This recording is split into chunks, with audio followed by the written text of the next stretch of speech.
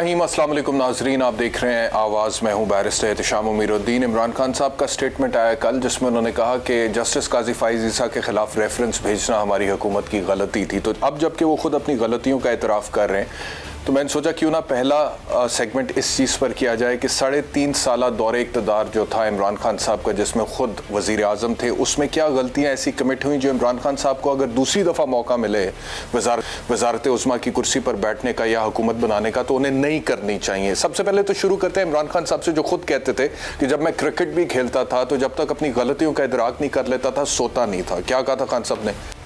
मैं हमेशा जब क्रिकेट भी खेलता था, सोने से पहले मैं हमेशा जो दिन का जो मैच होता था, जब तक मैं उसकी अपनी क्रिटिक ना कर लूं कि मैंने मैच इस तरह खेला तो मुझे खेलना कैसे चाहिए था, क्या गलतियां मैंने की, मैं सोता नहीं था।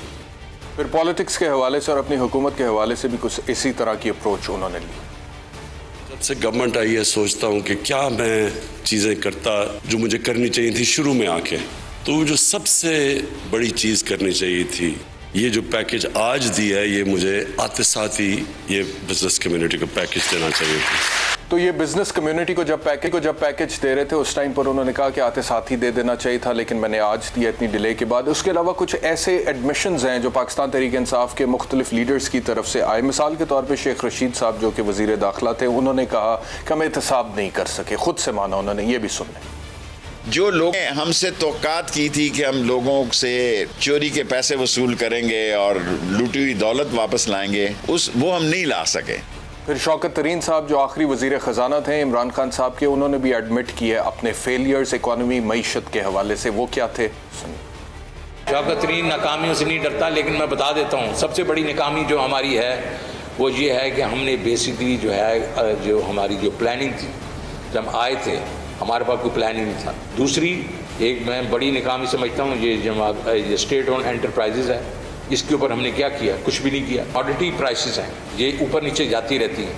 हमने इसके बारे में क्या हमने कोई लाए अमल है हमारे पास कि हम कोई ट्रेडिंग फ्लोर बनाएं? तो अब जबकि इमरान खान साहब खुद भी कह रहे हैं कि गलतियों का इदराक करना चाहिए, शेख साहब भी कह रहे थे कि ये गलती हमसे हुई है, शौकत तरीन साहब ने भी कहा कि ये गलतियाँ हमसे हुई हैं मुआशी तौर पर, तो कुछ गलतियों की तरफ इशारा हम भी करना चाहेंगे।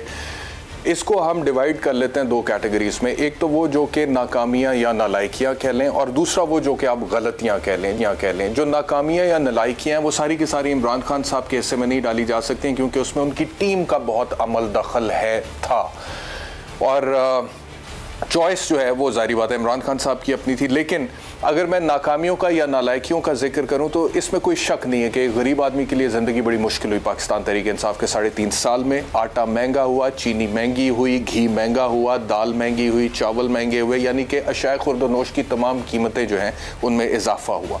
फिर बिजली महंगी हुई, गैस महंगी हुई, अद्वियात की कीमतों में 300 से 400 गुना इजाफा हुआ। फिर कर्जे जिस हवाले से इमरान खान साहब ये तनकीद करते थे पाकिस्तान मुस्लिम लीग नवाज और पाकिस्तान पीपल्स पार्टी में कि 10 साल दौरे हुकूमत में ये 10,000 अरब रुपए इन्होंने कर्जे बढ़ा दिए हैं। इमरान खान साहब के अपने 3.5 साल दौरे हुकूमत में वो 20,000 अरब रुपए बढ़ गए और 50,000 अरब रुपए को छू गए।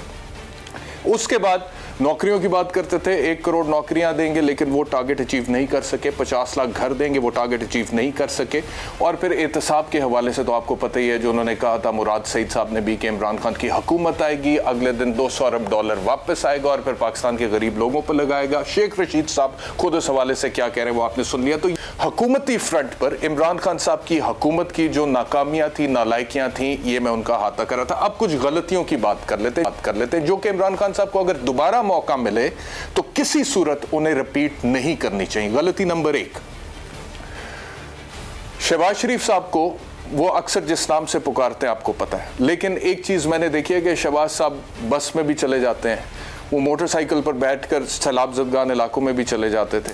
इमरान खान साहब में हमने ये वाली चीज़ नहीं देखी। मुझे तब बड़ा दुख हुआ जब एक गरीब आदमी ने अपने बच्चों को नहर में फेंका गुर्बत से तंग आकर, क्योंकि घर में रोटी पकाने के पैसे नहीं थे, और उसके बाद उसने खुदकुशी की कोशिश की, फिर वो पकड़ा गया, लेकिन कोई हुकूमती नुमाइंदा आला सतह पे उसके पास गया ही नहीं।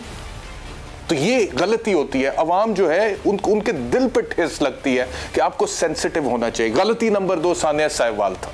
सानिया साहिवाल में जिस तरह से उन्होंने कहा था कि मैं मुल्क में वापस आऊंगा और उसके बाद इंसाफ को यकीनी बनाऊंगा और रूल ऑफ लॉ के हवाले से वो जो बात करते रहे, अमीर के लिए एक कानून, गरीब के लिए दूसरा कानून, ये पाकिस्तान में खत्म करूंगा, अदालती निजाम को बेहतर बनाऊंगा। मैं कहता हूं 3.5 साल दौरे हुकूमत में आपने फरोग नसीम साहब को लॉ मिनिस्टर बनाया और आप उनके ऊपर तकिया किए रहे कि ये आपके लिए अदालती निजाम को बेहतर कर देंगे, जो पाकिस्तान तहरीक इंसाफ का सबसे पहले नंबर का नारा था, और उन्होंने कुछ नहीं किया। सानिया साहिवाल उसकी मुंह बोलती मिसाल था। सानिया साहिवाल में वो नन्हे बच्चे जो उस सानिया से बच गए थे, जिंदा थे, जिनकी आंखों के सामने उनके वालिदैन को गोलियां मारी गई, उनकी बहन को गोलियां मारी गई, उनको उस तरह से इंसाफ मिल नहीं सका। उनको वापस तो लाया नहीं जा सकता था, लेकिन एक एडिक्वेट लेवल पे कॉम्पनसेट तो किया जा सकता था। मैं उनका वकील था, मैं वकील था, और मैं उस टाइम पे उस्मान बुज़दार साहब जब सीएम थे और शहबाज गिल साहब यहाँ पे तर्जुमान थे सीएम पंजाब उस्मान बुज़दार के, तो उनसे बाकायदा तौर पर इंटरेक्ट करता रहा हूँ और उन्हें कहता रहा हूँ कि इनके माँ बाप तो वापस नहीं आ सकते, लेकिन आप इनको कॉम्पनसेट तो सही तरीके से करें। लेकिन जिस लेवल पे कॉम्पनसेशन होनी चाहिए थी नहीं हो सकी। जब तक मैं वकील था उन लोगों की तरफ से अदालत में कोई स्टेटमेंट नहीं गया कि हम इस केस को, हम तो जानते नहीं ये वाकया कैसे हुआ था। मुझे वकालत के उससे हटाया गया, नया वकील आया और फिर स्टेटमेंट दिए गए। तो जब मैंने ये देखा इंसाफ की धज्जियां उड़ते हुए इमरान खान साहब के दौरे हुकूमत में, जबकि हुक्मरान रियासत मदीना की बात कर रहे हैं, तो मुझे दुख हुआ आइंदा कभी हुकूमत में ले खान साहब तो ये गलती मत कीजिएगा। तीसरी गलती, सानिया मरी टोटल एडमिनिस्ट्रेटिव फेलियर था।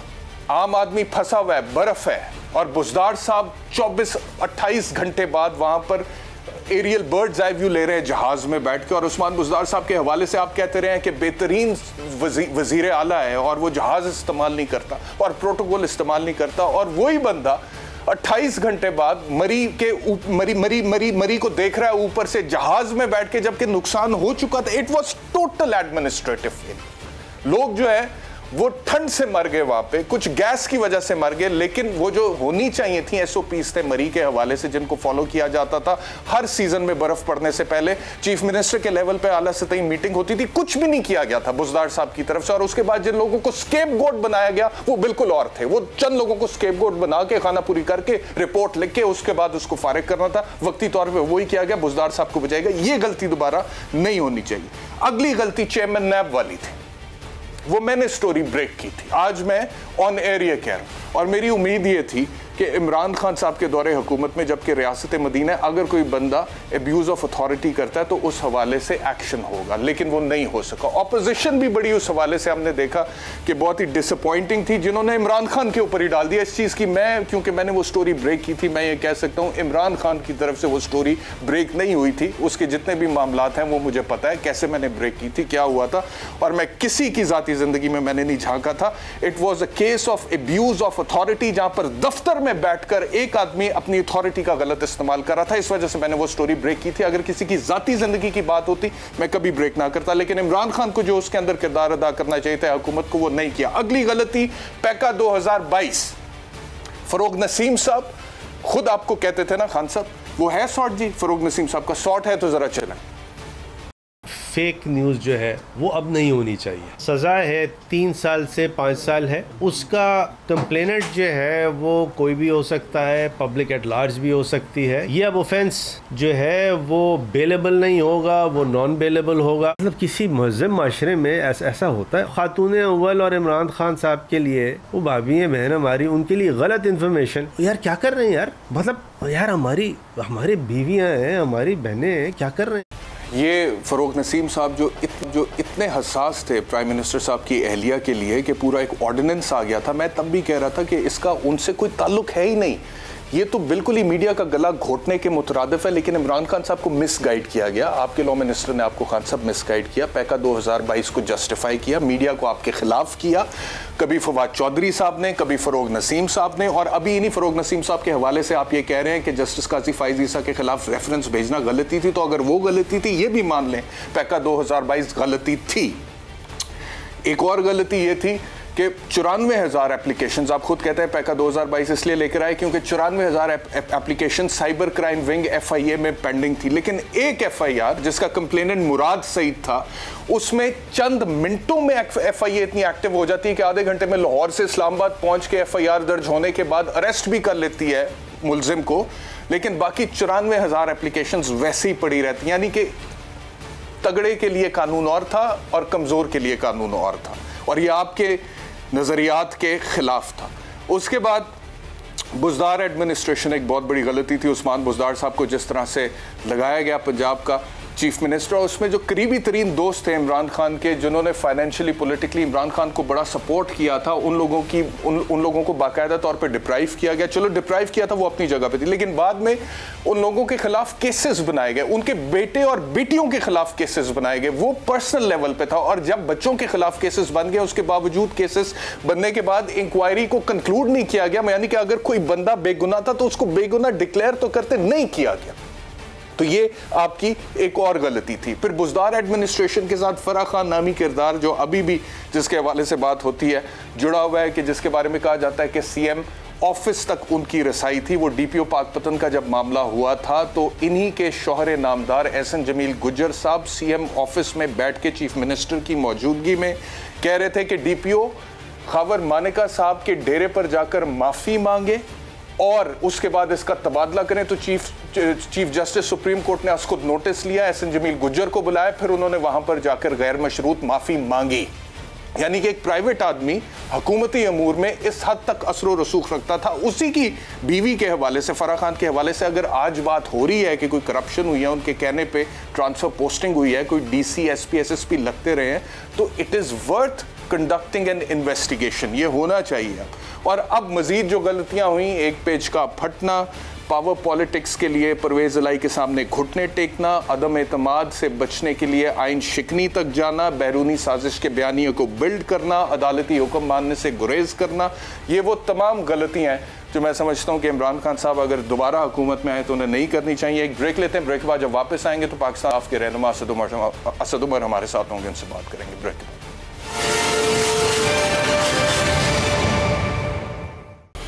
वेलकम बैक टू आवाज़। मुझे ज्वाइन किया पाकिस्तान तहरीक इंसाफ से असद उमर साहब ने। असद साहब बहुत शुक्रिया हमें ज्वाइन करने के लिए। हमारा जो पहला सेगमेंट है उसमें हम पाकिस्तान तहरीक इंसाफ के 3.5 पौने 4 साल दौरे हुकूमत के हवाले से जो गलतियां हुई हैं इमरान खान साहब से, आपकी हुकूमत से, उनका अहाता कर रहे हैं।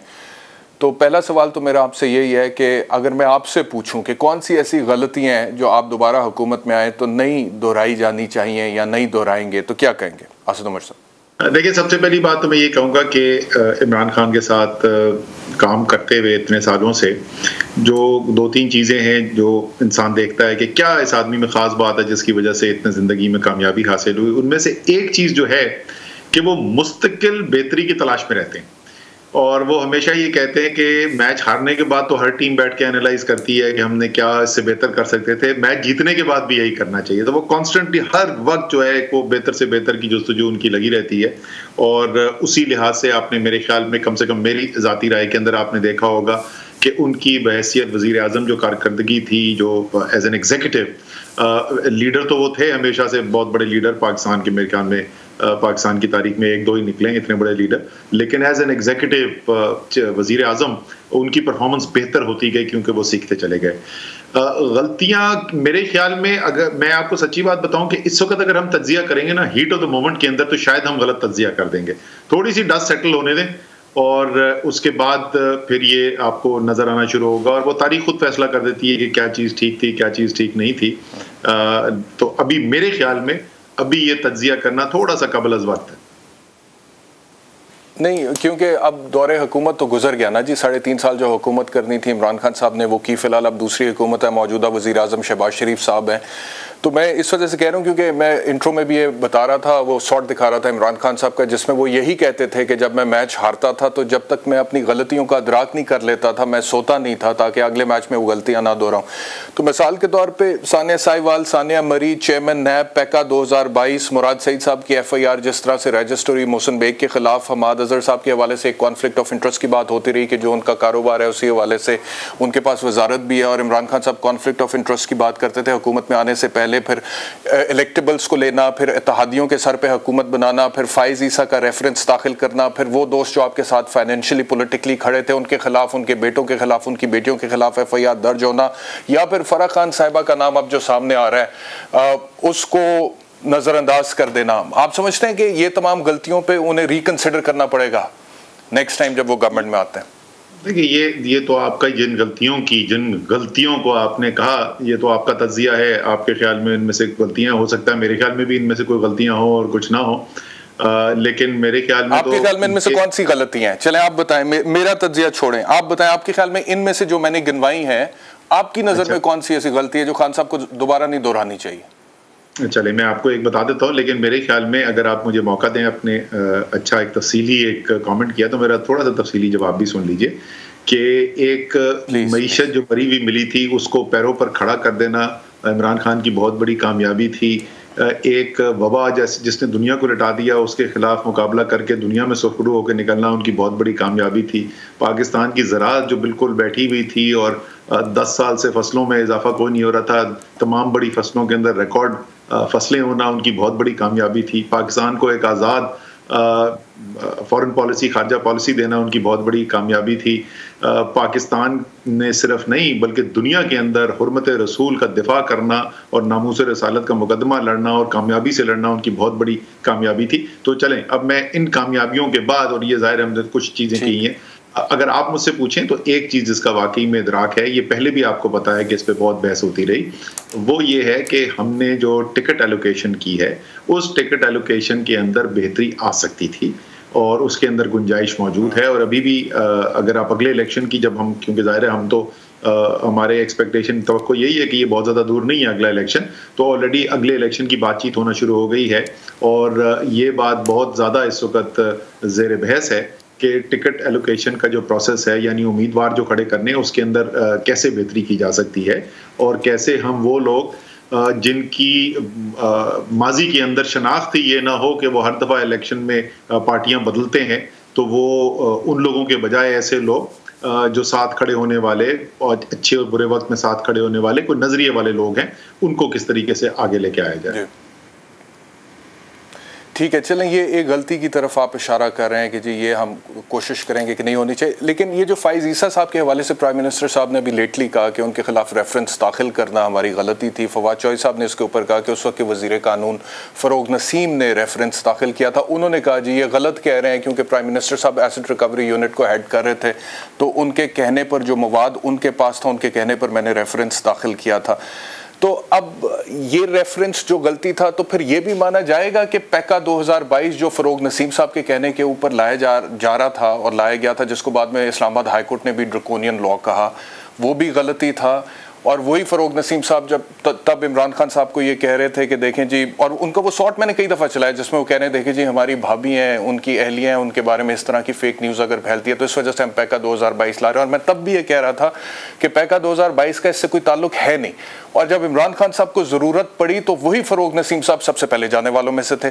तो इसका मतलब है कि वो लोग जो उनको छोड़कर चले गए वो उनके साथ सिंसेयर उस टाइम भी नहीं थे प्रॉबेबली। तो गलती थी इस तरह के लोगों को अपने साथ लेना और फिर उनकी मशवरों पर ऑर्डिनेंसेस जारी करना पैका 2022 जैसे।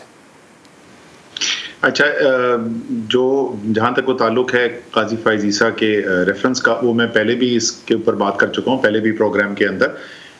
मैं उस वक्त काबीना के अंदर नहीं था, तो काबीना के अंदर क्या हुआ वो जाहिर है मैं उसके ऊपर कमेंट नहीं कर सकता, लेकिन मुझे ये बात है कि मेरी ज़ाती राय ये थी, मैं बाहर बैठा हुआ था, मुझे तो पूरी तफसील नहीं पता थी, तो मुझे याद है कि मेरी फ़रोग नसीम साहब से भी और भी 2-4 दोस्तों से बात हुई जिसमें मैंने कहा कि मेरे ख्याल में ये रेफरेंस हमें नहीं फाइल करना चाहिए था, हम एक खामखाई एक चीज़ के अंदर घुस रहे हैं जो हुकूमत के इंटरेस्ट में नहीं है। और मुझे याद है कि बड़ा उसका पुरजोश दिफा किया था फ़रोग नसीम साहब ने, और उन्होंने ये कहा था कि न सिर्फ ये होना चाहिए था बट ये बहुत ज़रूरी चीज़ थी। तो अब वो पता नहीं कैसे कह रहे हैं कि ये किसी और ने कह दिया था या वज़ीर आज़म ने कह दिया था, सिर्फ इस वजह से उन्होंने कर दिया। जो इंसान फैसला करता है उस फैसले के ऊपर खड़ा तो होना चाहिए।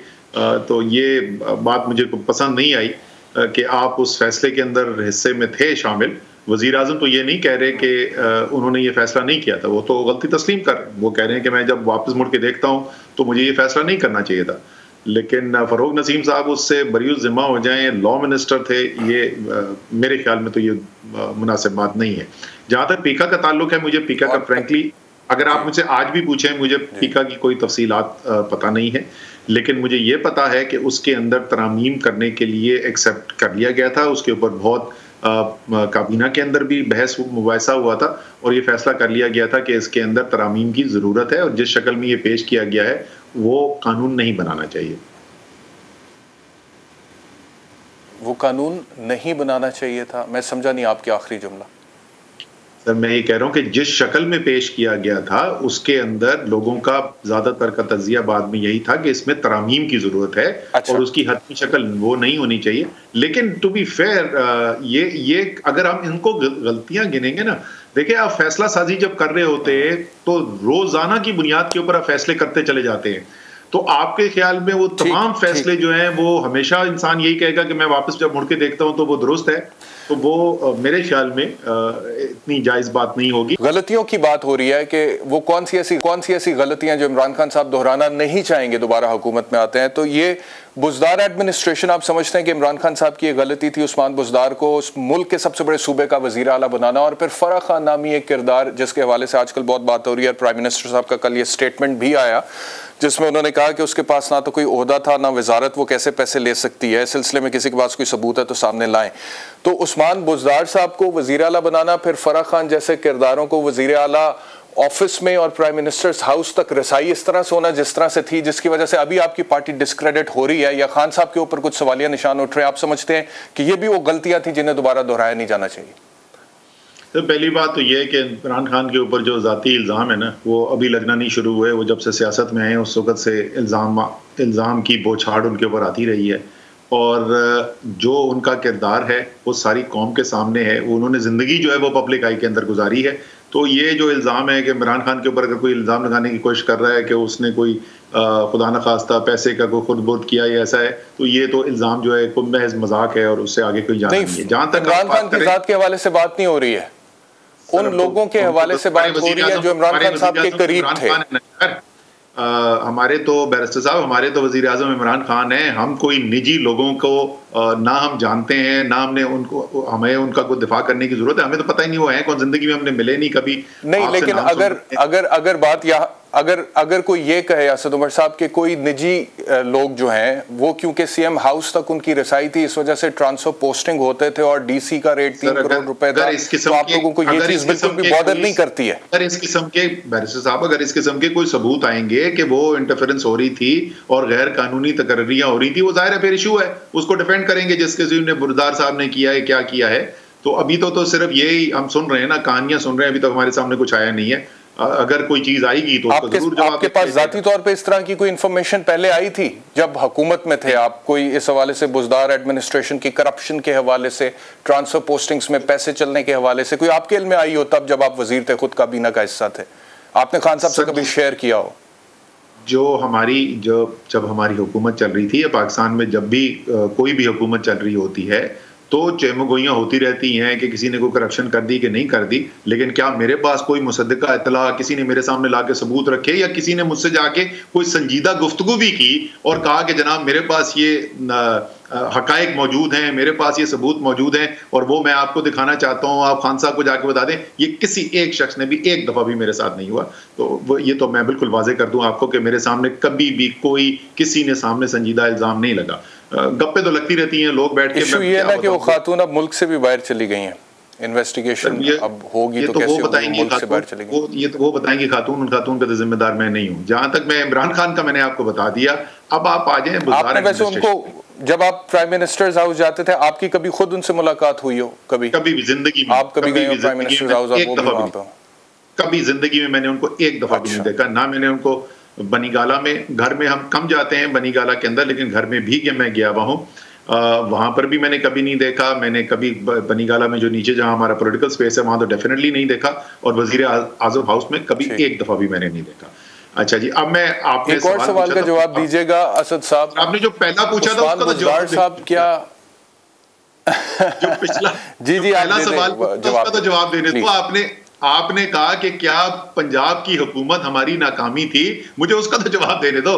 मेरे ख्याल में पंजाब हुकूमत अगर आप परफॉर्मेंस देखेंगे, चाहे वो परफॉर्मेंस गवर्नेंस के लिहाज से देखें, रिफॉर्म के लिहाज से देखें, बड़ी बड़ी इनकलाबी नए काम, हेल्थ कार्ड, सेहत कार्ड के हवाले से देखें, तो वो सिंध की हुकूमत से या बलूचिस्तान की हुकूमत से, क्योंकि केपी तो हमारी अपनी हुकूमत है, तो सिंध या बलूचिस्तान की हुकूमत से अगर आप कंपेयर करेंगे पिछले 3.5 साल के अंदर, तो कोई मुझे शक ही नहीं है कि आप खुद इस नतीजे में पहुंचेंगे कि पंजाब की परफॉर्मेंस जो है वो उन दोनों सूबों से बेहतर रही। सिंध बलूचिस्तान केपीके से पीछे रहा है। असद उमर साहब, बलूचिस्तान सिंध केपीके से हमेशा से पंजाब आगे रहा है, जब शहबाज शरीफ साहब की हुकूमत थी। ऐसा नहीं है भाई मेरे। पिछले 5 साल के अंदर जो परफॉर्मेंस के जब इंडिकेटर्स आए थे, किस रफ्तार से गुर्बत के अंदर कमी हुई है एटसेट्रा, ये इसके अंदर नंबर 1 पाकिस्तान के अंदर 2013 से 18 की बात कर रहा हूँ, खैबर पख्तूनख्वा था, पंजाब नहीं था। तो ये आपकी एक्चुअली ये दुरुस्त नहीं है कि पंजाब जो है हमेशा दूसरों से बेहतर परफॉर्म करता है। मुझे बताइए कि यूनिवर्सल हेल्थ कवरेज, सेहत कार्ड, इतना बड़ा प्रोग्राम कभी पंजाब की तारीख में आया था? जो हेल्थ के लिए जो पिछले साल जो उसकी इम्प्लीमेंटेशन हो नहीं सकी।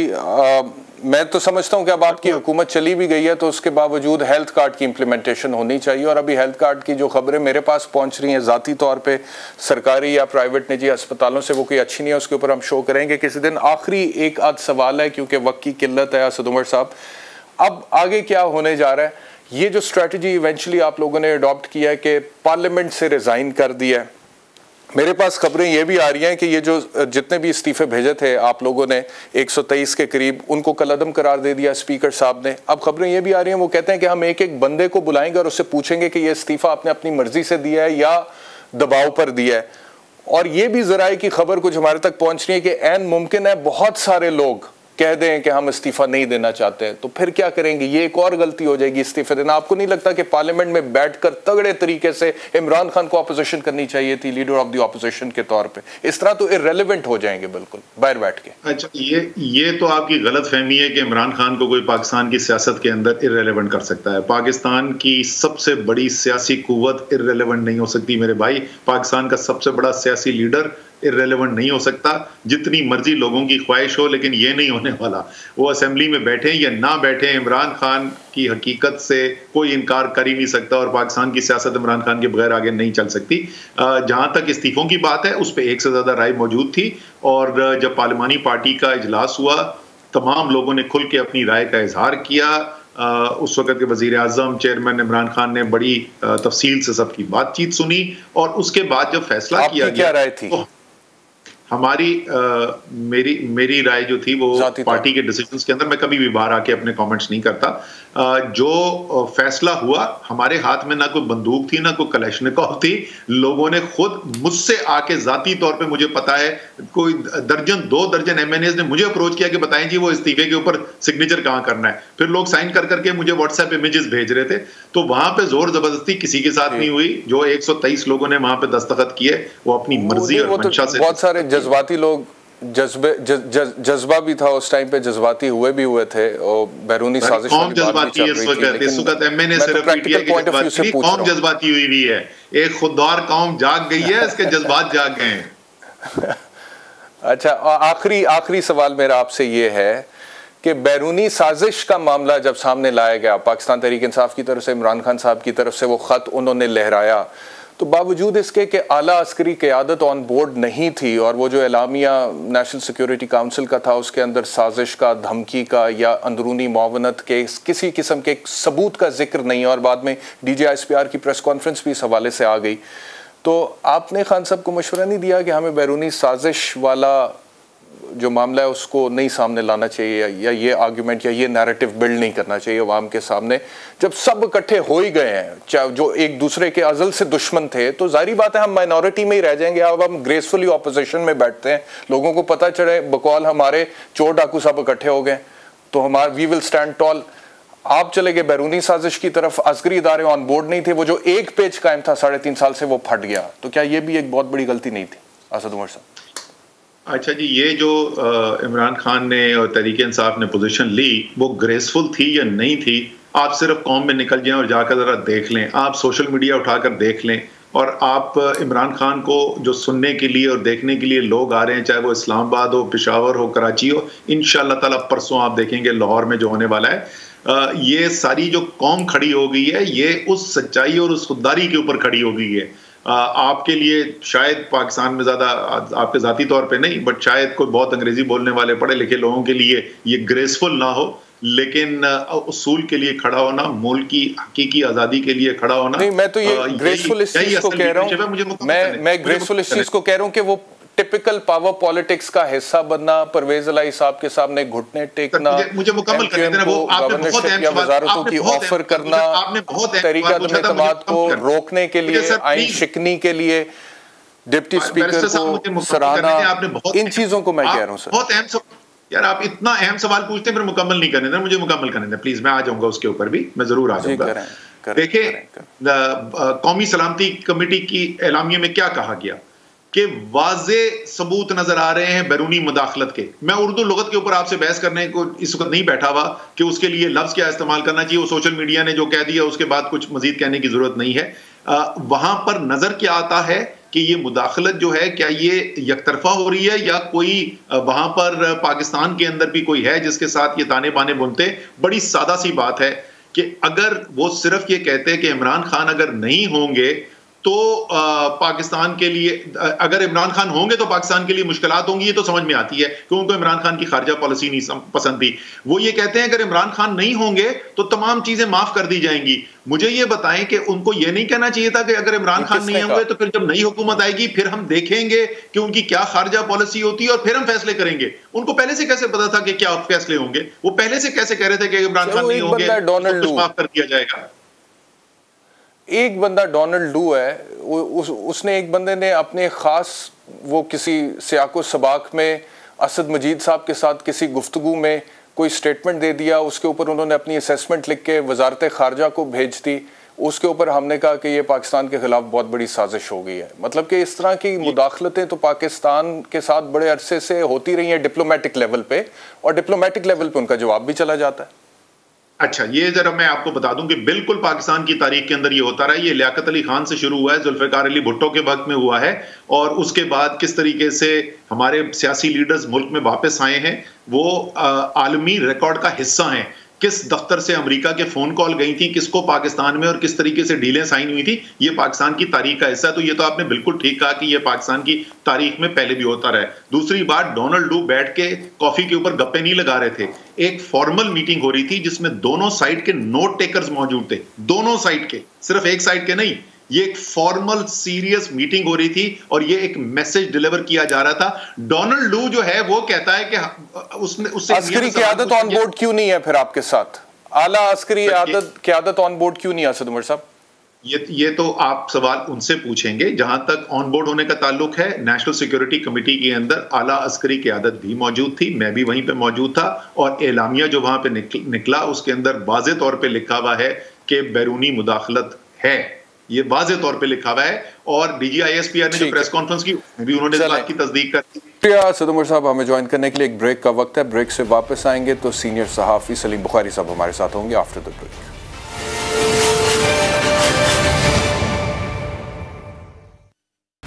वेलकम बैक टू आवाज़। बात करते हैं मियाँ शहबाज शरीफ साहब की। वफाकी काबीना ने आज हल्फ उठा लिया और बड़े दिनों से जो चीज़ होनी चाहिए थी वो आखिरकार होगी, और कुछ जो इसके अंदर डिले हुआ है वो इस वजह से भी हुआ है कि सदर पाकिस्तान ने हल्फ लेने से इनकार किया था। बहरहाल चेयरमैन सेनेट ने अब लिया है। PMLN के 14 वज़ीर है, पाकिस्तान पीपल्स पार्टी के 9 हैं, JUI के 4 हैं, MQM के 2 हैं। इसके अलावा पाकिस्तान मुस्लिम लीग काफ और जमहूरी वतन पार्टी से भी वज़रा इसके अंदर शामिल हैं। ओन चौधरी साहब को, जो कि JKT ग्रुप से हैं, मुशीर बराए वज़ीर आज़म लगाया गया है। लेकिन मैं देख रहा था एक शॉट अता तारड़ साहब का कुछ अर्सा पहले, जब ओन चौधरी साहब से रवाबित नहीं थे तो वो क्या कह रहे थे उनके बारे में। मुझे ज्वाइन किया है सलीम बुखारी ने, आप सीनियर जर्नलिस्ट हैं। बुखारी साहब, बहुत शुक्रिया मुझे ज्वाइन करने के लिए। ये ओन चौधरी साहब के हवाले से तो चलें एक बात है ना, लेकिन पाकिस्तान मुस्लिम लीग नवाज़ और पीपल्स पार्टी का एक माजी है, एक तारीख़ है, और बड़ी तल्ख भी है। 90 की दहाई में हम देखें और उसके बाद भी हम देखें, और कुछ अर्सा पहले तक हमने आसिफ अली जरदारी साहब को भी सुना कि अब अगर हमने मियाँ को माफ़ कर दिया तो अल्लाह भी हमें माफ़ नहीं करेगा। लेकिन अब सारे ऑन बोर्ड हैं, इकट्ठे हुकूमत बनी है, इकट्ठे एक काबीना में शामिल हैं। तो ये जो काबीना है, ये जो हुकूमत है, ये जो प्राइम मिनिस्टर, ये आपको चलते हुए नजर आ रहा है, और अगर चलते हुए नजर आ रहा है तो कितनी देर चलते हुए नजर आ रहा है, और जितनी भी देर चलते हुए नजर आ रहा है क्या परफॉर्म करते हुए नजर आ रहा है? पाकिस्तान के अवाम के जो मसाइल हैं, जो उम्मीदें इमरान खान से थी, ये लोग डिलीवर कर पाएंगे आपके ख्याल में आने वाले चंद महीनों में?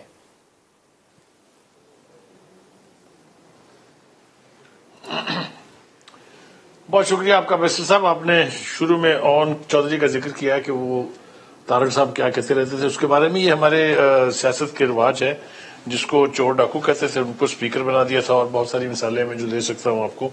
लिहाजा ये तारीख के किस मोड़ के ऊपर कौन सी सियासी जमात किसके बारे में क्या कहती है, ये हमारे कल्चर का हिस्सा है, इसलिए इसको छोड़ देते हैं। काबीना यकीनी तौर पे बनने में ताखीर हुई है, और काफी सिर्फ ये वजह नहीं है कि वो हलफ लेने के लिए तैयार नहीं थे, बल्कि इसको बनाना, तश्कील देना बहुत मुश्किल था। और अभी भी इसमें देखें आप कॉम्प्लिकेशंस हैं। बिलावल भुट्टो ज़रदारी वज़ीर ख़ारजा नामज़द हैं, लेकिन उन्होंने हलफ नहीं उठाया है। शाहिद खाकान अब्बासी बड़े अहम सीनियर बंदे हैं, उन्होंने नहीं उठाया है।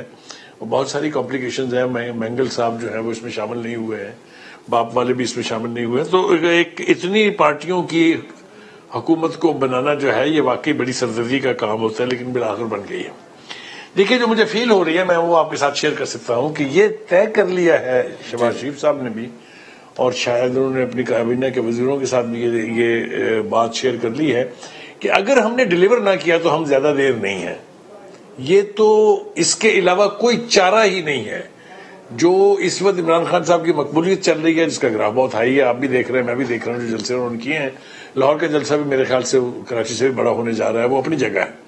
लेकिन अगर डिलीवरी हुई तो ये बहुत कुछ जो है वो ओवरकम किया जा पाएगा, इसलिए कि अगर इमरान खान साहब की काबीना के लोग भी सिर्फ साहब की मर्जी और खुशनुदी हासिल करने के लिए चोर चोर डाकू डाकू डाकू डाकू की तकरार न करते और अपनी अपनी वजारतों में बैठ कर थोड़ा काम कर लेते, तो ये सूरत हाल बिल्कुल पेश नहीं आती। मैं आपको बिल्कुल वसूख से कह रहा हूं कि किसी भी एक वजीर ने अपनी वजारत में बैठ के ढंग से काम नहीं किया है। जहां तक इस काबीना के फ्यूचर का ताल्लुक है, कितनी देर चलेगी, तो मुझे यूं लगता है कि उन लोगों ने तय कर लिया है कि हम बीच में इंटरम में कोई इंतखाब कराने नहीं जा रहे हैं। ये 1.5 साल ये हुकूमत पूरा करेगी, लेकिन जैसा मैंने पहले कहा, हर चीज का दारोमदार इस बात पर है कि ये परफॉर्म कैसा करते हैं। जी, आप कह रहे हैं कि उन लोगों ने तय कर लिया कि 1.5 साल तक हम टेन्योर पूरा करेंगे, लेकिन ख्वाजा आसिफ का कल का statement on the floor of the house parliament में, जिसमें वो कह रहे हैं कि हमें इलेक्शन की तरफ जल्द अज जल्द जाना चाहिए, क्योंकि अदरवाइज इस मुल्क में जो है वो इंतशार फैल रहा है। तो वो तो खुद बहुत सारे लोग, JUI की तरफ से मौलाना फजलुर रहमान साहब का स्टेटमेंट है, उन्होंने भी अर्ली इलेक्शंस की बात की। तो ये बातें तो खुद, और फिर जिस तरह से आप खुद कह रहे हैं कि बाप इस काबीना का हिस्सा नहीं है, कुछ और लोग इसमें शामिल नहीं हुए, तो 1.5 साल पूरा हो जाएगा इनसे।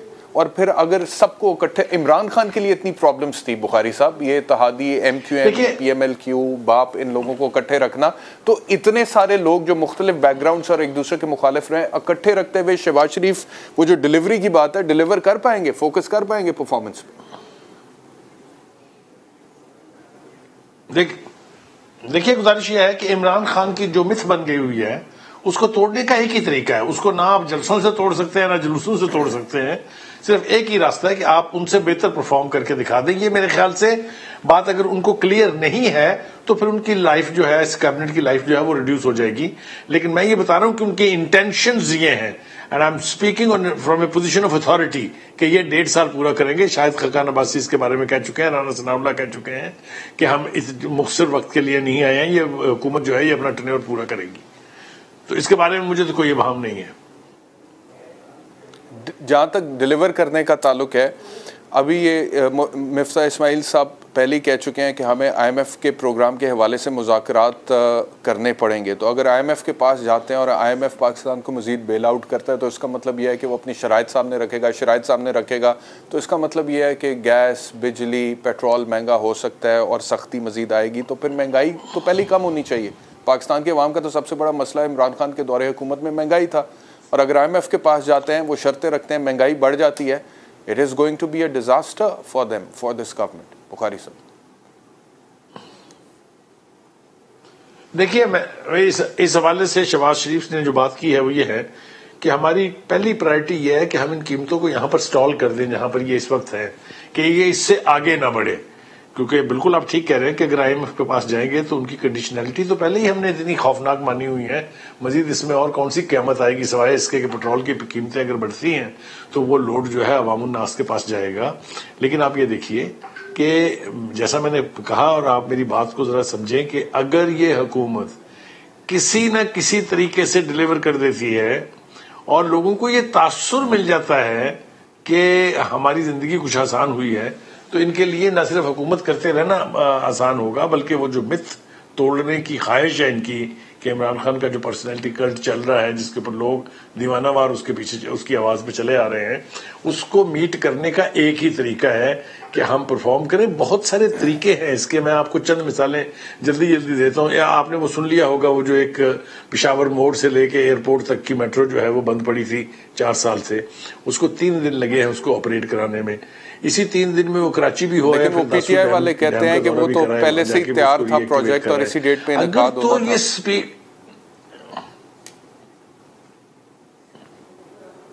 नहीं, ये तो बिल्कुल गलत बात है। दासू आज का शुरू हुआ नहीं है, आपको भी मालूम है, 9 साल हो गए उसको। उससे पहले की हुकूमतें उसके लिए हर बजट के अंदर एलोकेशन करती रही हैं। ये आप छोड़ दें, वो तो सिर्फ तख्तियां बदलने के साथ तो प्रोजेक्ट तब्दील नहीं हो जाते ना, ये ग्राउंड रियलिटीज हैं, जाके जिससे मर्जी पूछ लें। एनीवे, तो मैं आपको ये बता रहा हूं कि ये अगर नहीं करेंगे परफॉर्म तो जाएंगे जहां से आए हैं। ये तो मैं बड़े वसूख से कह सकता हूं। अच्छा, ये जो पंजाब में आईनी बहरान की कैफियत है इस वक्त, चीफ मिनिस्टर के तौर पे असेंबली में इलेक्ट हो चुके हैं हमजा शहबाज साहब, लेकिन गवर्नर पंजाब जो इस वक्त के हैं वो कहते हैं मैं हलफ ही नहीं लूँगा। फिर उनको रिमूव करने की कोशिश की गई है, वो कहते हैं मुझे हटाया भी नहीं जा सकता वज़ीर आज़म की तरफ से, तो प्रेसिडेंट का सवाबदीद है। अब वो लोग अदालत से रब्ता कर चुके हुए हैं। तो ये पंजाब के अवाम के लिए कितना डैमेजिंग है आपके ख्याल में? और आप क्या कहेंगे ये हलफ बर्दारी तकरीब के हवाले से, मतलब कि ये होना चाहिए रवैया जाने वाले का? इसमें वैसे साहब इसमें बहुत सारी सिमिलैरिटीज हैं। जो कुछ इस्लामाबाद में हुआ है, वहां भी ना स्पीकर कोई बात मानने के लिए तैयार था, ना डिप्टी स्पीकर मानने के लिए तैयार था। प्रेसिडेंट साहब जो है वो चंद घंटों के लिए बीमार हो जाते हैं, फिर ठीक हो जाते हैं, फिर बीमार हो जाते हैं। तो ये वही कुछ है। लेकिन यहाँ की सूरत हाल में जो क्वालिटेटिव डिफरेंस है वो मैं आपके साथ शेयर कर लेता हूँ।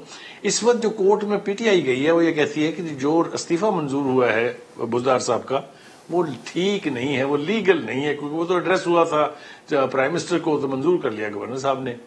तो गवर्नर साहब जो है वो थोड़े से घाघ आदमी हैं, बड़े ट्रेंड हैं, ब्रिटिश पार्लियामेंट का हिस्सा रहे हुए हैं। ग्लासगो में जो पार्लियामेंट है वो स्कॉटलैंड में, वो उसका भी हिस्सा है। उन्होंने कहा, मुझे जब इस्तीफा भेजा और उन्होंने कहा कि इसको आप मंजूर कर लीजिए, तो मैंने कहा मैं नहीं करूंगा।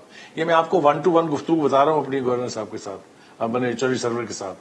तो उन्होंने कहा फिर क्या करें? उन्होंने कहा जब तक वो मेरे सामने आके तस्दीक नहीं करेंगे उस वक्त तक तो मैं मंजूर करने वाला नहीं हूं, क्योंकि ये कॉन्स्टिट्यूशन रिक्वायरमेंट है। लिहाजा बुज़दार साहब आए और 5 लोगों की मौजूदगी में उन्होंने कहा कि हाँ ये मेरा ही इस्तीफा है और मैंने ही दिया है।